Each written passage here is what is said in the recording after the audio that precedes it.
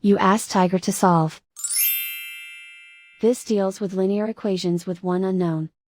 The final result is x equals -25. Let's solve it step by step. Group all constants on the right side of the equation. Subtract 6 from both sides. Group like terms. Simplify the arithmetic.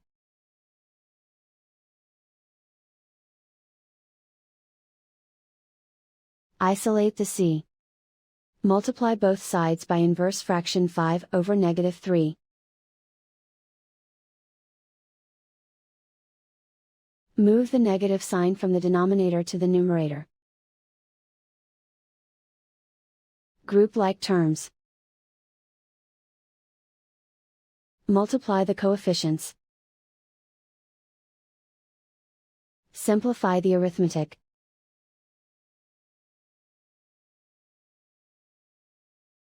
Move the negative sign from the denominator to the numerator. Multiply the fractions. Simplify the arithmetic.